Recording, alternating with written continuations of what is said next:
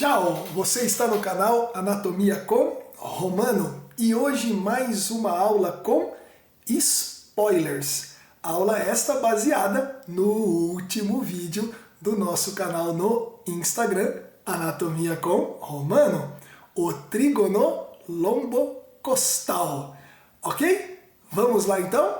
Preste bastante atenção. Acredito que você que estuda algum curso da área da saúde ou já é formado, vai gostar bastante deste vídeo, desta aula, ok? E aproveitando, vou pedir para que você deixe o seu gostei, o seu comentário, ou até compartilhe esta aula com alguém que você conheça, que possa estar precisando dessas dicas, desses spoilers, ok? Então, vamos lá! Vamos à nossa aula com spoilers. Então, a nossa aula hoje ela tem esse objetivo, né? É conversarmos sobre este espaço, o trígono lombocostal, o espaço de Bodalek. Mas, como me pediram, né? E eu acatei, por isso que é bastante importante o seu comentário, eu acatei essa questão, uma sugestão de um colega que nos segue, né, de que a gente abordasse um pouco mais numa aula, num tempo maior, né, de exposição, sobre essas personalidades, né, esses personagens todos da nossa anatomia. Então, vamos conversar um pouquinho sobre quem um pouco mais foi Bodalek. Vincent Alexander Bodalek, nascido em 1801, no que hoje é a República Tcheca.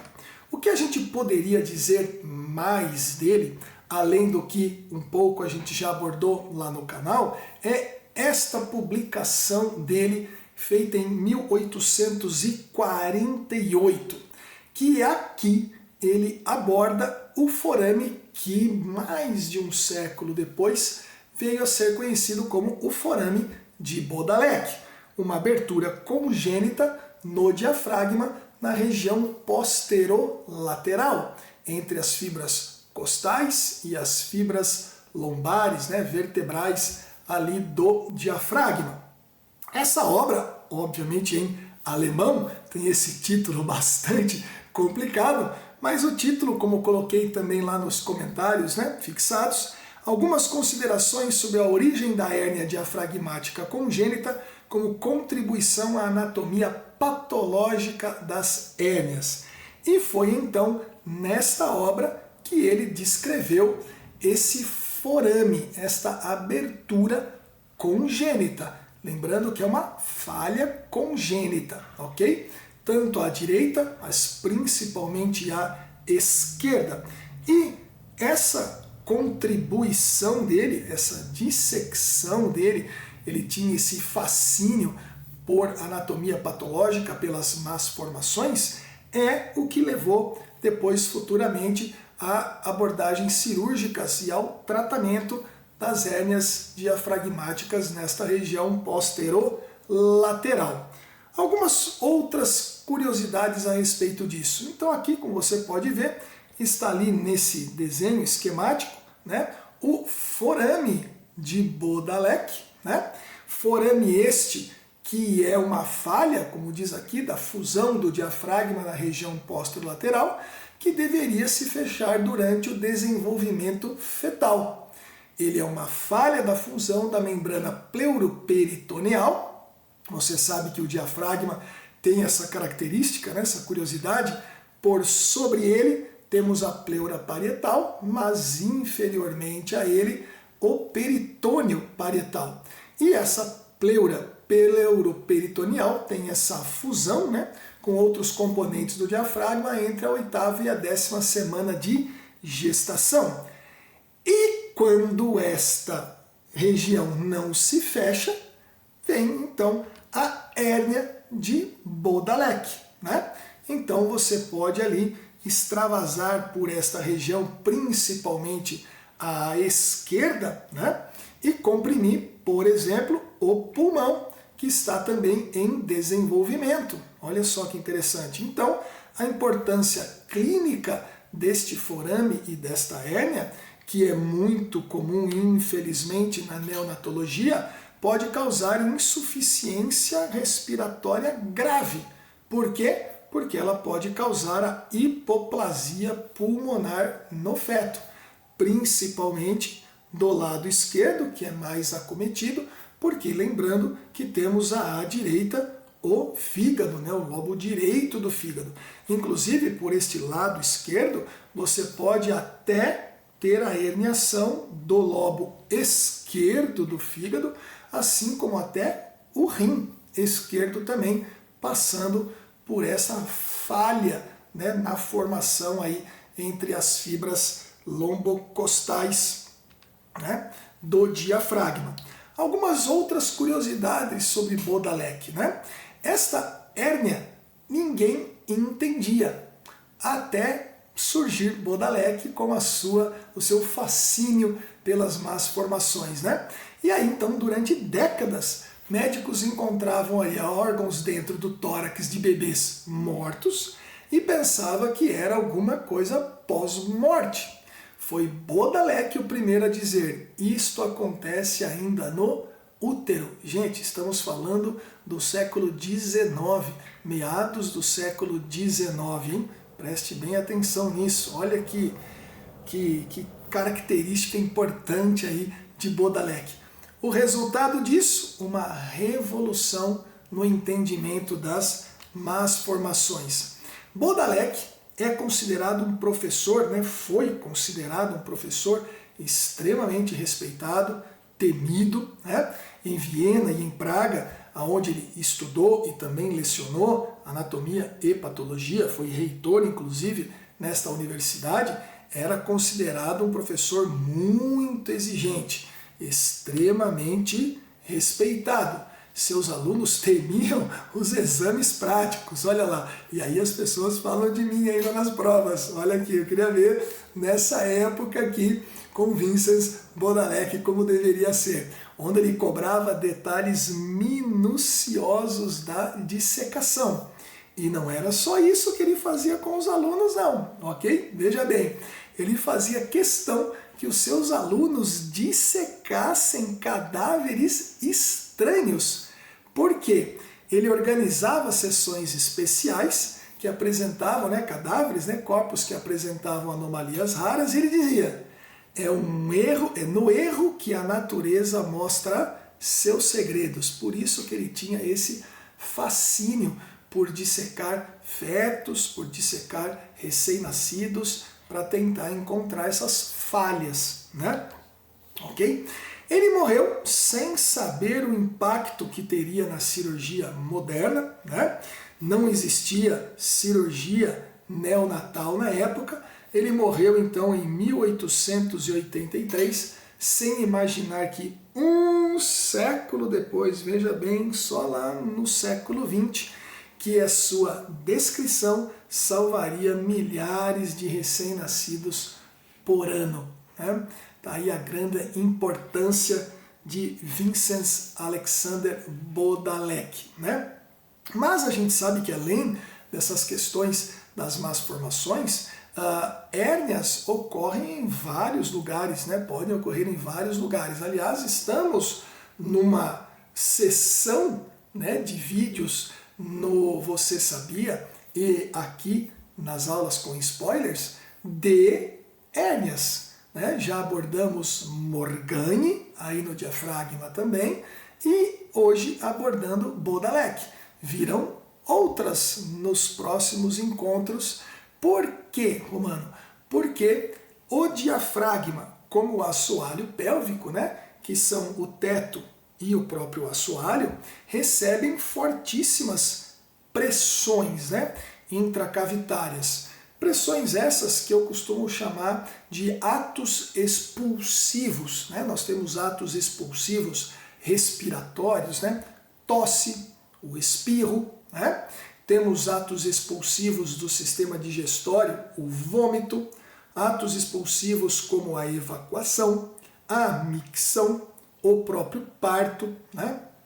nas gestantes, mas quaisquer pressões intraabdominais num exercício físico ou numa atividade, né, que você exija maior pressão, fazendo aí uma valsalva, né, fechando ali a região da glote, você pode fazer com que uma alça intestinal ou até outro órgão possa passar por esses pontos, vamos dizer assim, de falhas ou de não tanta proteção, né, como veremos em outros encontros também, né? Romano, por que isso acontece? Bom, tradicionalmente, e esse é o foco dos nossos spoilers, quando a gente analisa o diafragma, né, esse músculo enorme separando a cavidade torácica da cavidade abdominal, basicamente 3 passagens vêm na nossa cabeça, são aquelas básicas, né, estudadas. O forame da veia cava inferior, né, o hiato esofágico, muito conhecido por hérnias, né, as hérnias de hiato, e esta região do hiato aórtico. Mas, como a gente tem visto, hoje é o segundo lugar que nós estamos vendo, nós temos outras passagens importantes pelo diafragma.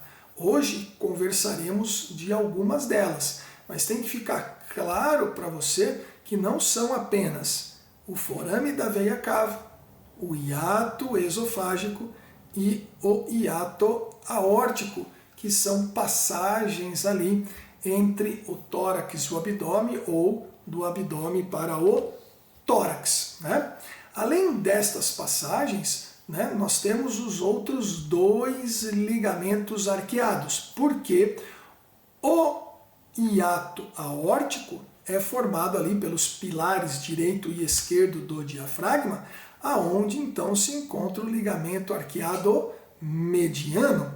Mas nós ainda temos o ligamento arqueado medial, o arco lombocostal medial, e o ligamento arqueado lateral, o arco lombocostal lateral.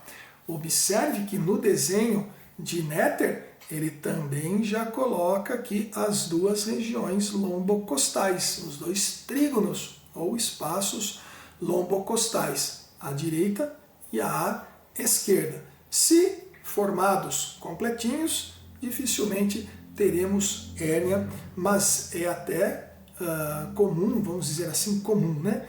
Entre aspas, adultos com esta hérnia, não só crianças. Você pode ter essa hérnia depois também como adulto, ok? Então, vamos abordar um pouquinho mais dessas regiões. Aqui, por exemplo, no Sobota, ele chama bastante atenção do ligamento arqueado lateral e logo acima o trígono lombocostal, e Sobota chama a atenção de Bodalek, também aí no seu Atlas, ok? Muito bem. Tá? Essa é uma vista superior, com os 3 principais aí, o forame da veia cava, o hiato esofágico, o hiato aórtico. Já abordamos esta região aqui, né?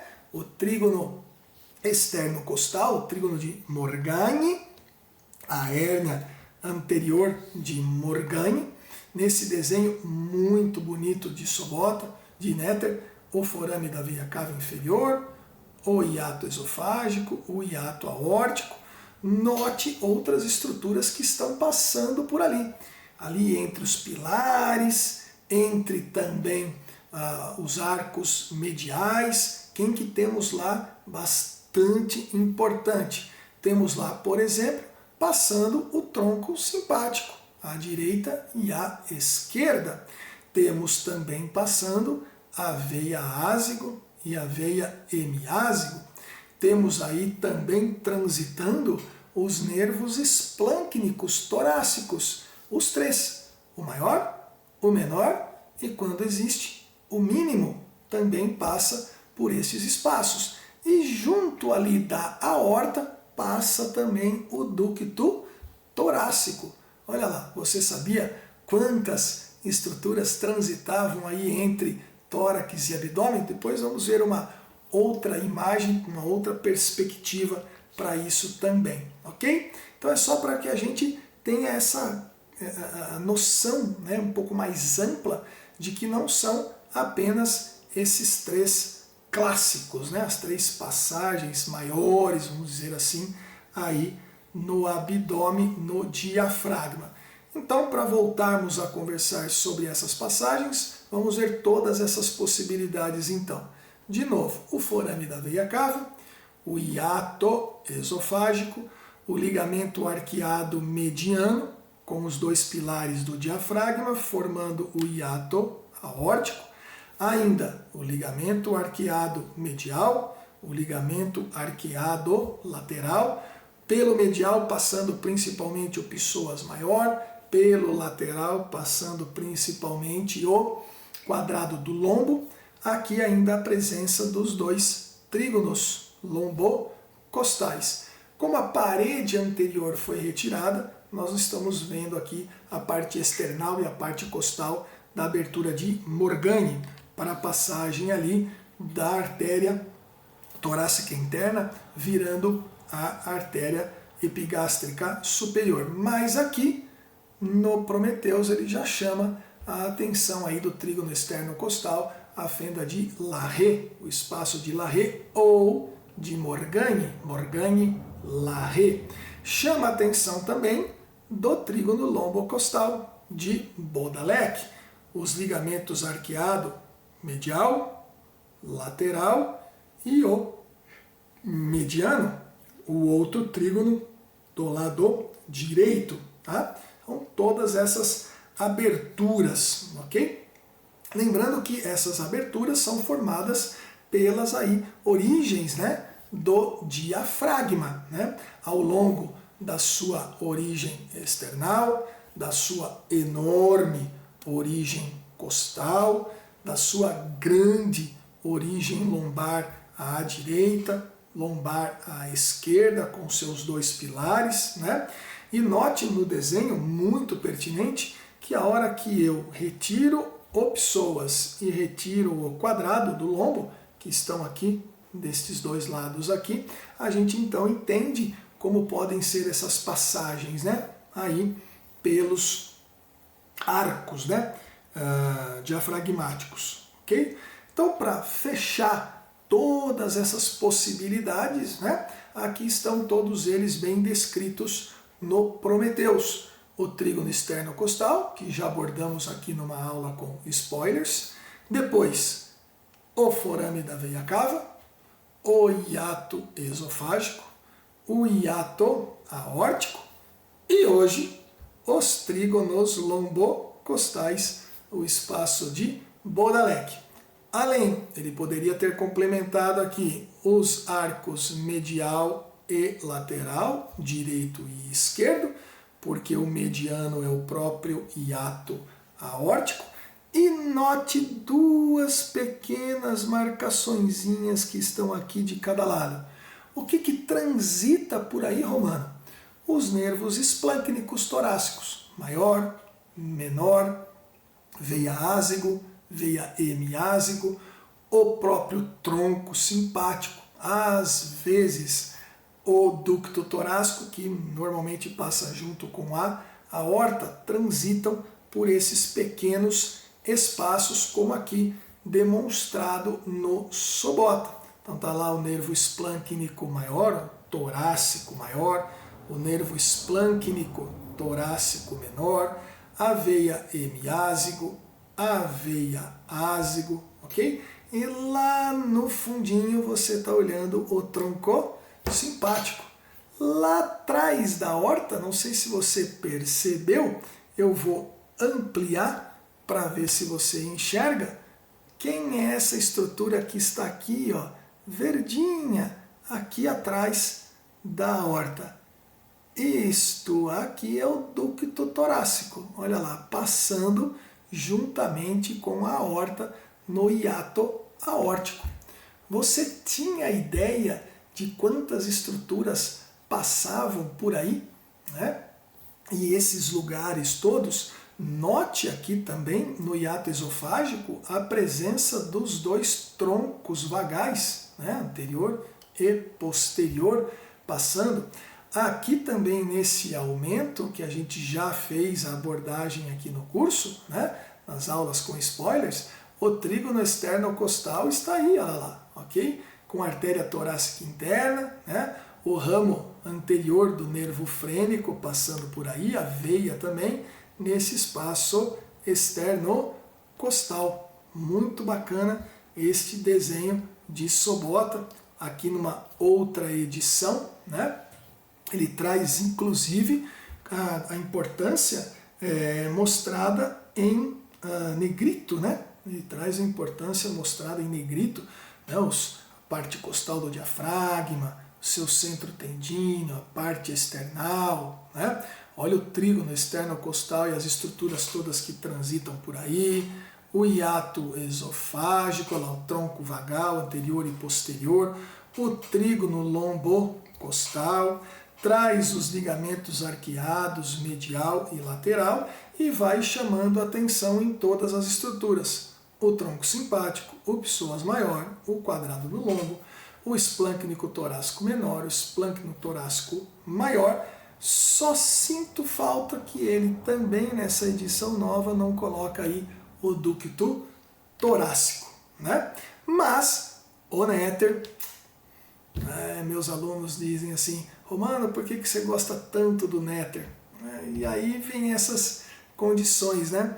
Tá lá o néter mostrando esse desenho maravilhoso, mas também falha na questão do ducto torácico passando por aqui, mas deixa muito bonito o tronco simpático passando ali pelo arco, né, medial, os nervos esplâncnicos, todos eles, o mínimo, o menor e o maior, transitando ali por passagens entre o pilar direito, esquerdo e o arco medial, direito e esquerdo, né? Então um desenho extremamente bonito de Sobota, de néter. E também chama a atenção do trígono lombocostal, aqui ele também chama de vértebro-costal, veja que ele desenha mais evidente à esquerda, que é o mais comum, né? Será esquerda, né? Então, era isto. Hoje uma aula com spoilers curtinha, ok? Com essas dicas todas. Espero que você tenha gostado, né? Espero que você tenha gostado desse nosso encontro aqui, né? E que seja bastante proveitoso, né? Que a partir de hoje você que é estudante, área da saúde, ou já é formado, né? Tem aí um know-how, né? Ampliado os seus conhecimentos das passagens pelo diafragma e que estruturas transitam por essas passagens. Eu costumo perguntar, não sei se você formado em outra escola, outros professores, né, de anatomia, se abordaram essas condições com vocês, se foi foco, né, na aula, se foi uma pergunta, né, algum assunto abordado em alguma situação de avaliação, mas pode ser que seja. Se ainda não foi, pode ser que seja. Se não agora, talvez numa situação mais específica, uma prova de concurso, uma prova de residência para o pessoal da medicina, né? Então, espero que seja bem proveitoso para você, espero que tenha gostado e peço que você, se gostou, deixe o seu like aí, que você curta, comente, deixe o seu comentário, compartilhe se você gostou e acha que alguém pode gostar também, compartilhe o canal, ok? Isso ajuda bastante a gente aqui a saber o quanto a gente está sendo proveitoso, né? A ideia do canal é trazer essa paixão da anatomia para vocês. Então é isso. Até o próximo. Tchau!